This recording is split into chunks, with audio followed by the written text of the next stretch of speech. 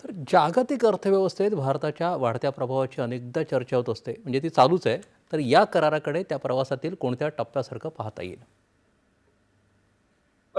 दोन पावलं मागे जाऊयात. जर हं. जागतिक प्रवास पाहायचा तर एक दुर्दैवी काळ असा होता की भारताला गहू विकत घ्यायला लागायचे, ते सुद्धा सडलेले कुठल्या एका देशाकडून.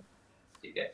त्यानंतर असा काळ आला की आपल्याकडे कम्प्युटरायझेशन वगैरे वाढलं, त्यामुळे आपलं थोडंसं महत्व वाढलं. त्यानंतर 1991 आलं, त्यामुळे आणखी आपलं थोडंसं महत्व वाढलं. त्यानंतर मागच्या काही वर्षात जर पाहिलं तर ती घोडदौड ही वेगानं चालू आहे. ती का म्हणतोय आपण? हाच विचार करा ना, न्यूझीलंड पासून अमेरिकेपर्यंत, म्हणजे जगाचा जेव्हा नकाशा आपण पाहतो ना, पूर्वेकडनं पश्चिमे, एकदम पूर्वेच्या टोकाकडनं एकदम पश्चिमेच्या टोकापर्यंत प्रत्येकाला वाटतंय की भारताशी डील करावं. असं कधी वाटतं? आपण सुद्धा जेव्हा एखाद्या ग्रुपमध्ये असतो, तेव्हा एखादा व्यक्ती असतो, प्रत्येकाला वाटतं याच्याशी बोलावं, याच्याशी संबंध असावा आपला, घरगुती असावा, वैयक्तिक असावा किंवा उद्योगाचा असावा.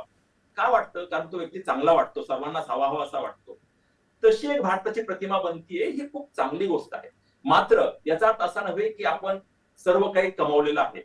हा लांबचा मोठा पल्ला आहे. जरी आपण पहिल्या 4 देशांमध्ये असलो, तरी पर कॅपिटा जीडीपी म्हणजे दरडोई उत्पन्न आपलं आणखी खूप कमी आहे. आपल्याला आणखी खूप प्रगती करायची आहे. त्यामुळे आपले पाय आणखी जमिनीवरतीच असायला हवेत. मात्र या सर्व ज्या गोष्टी घडतायत, त्याचा फायदा घ्यायला हवा आणि आपल्याला आपण जे चालत होतो, त्यातनं आपल्याला दौड करायला हवी, त्यातनं आपल्याला धावायला हवं. जेणेकरून या सर्व गोष्टींचा फायदा घेऊन आपण आपलं दरडोई उत्पन्न वाढवू शकू. जेव्हा आपल्या सर्वांना वाटेल की खरोखर आपली खूप चांगली प्रगती होती.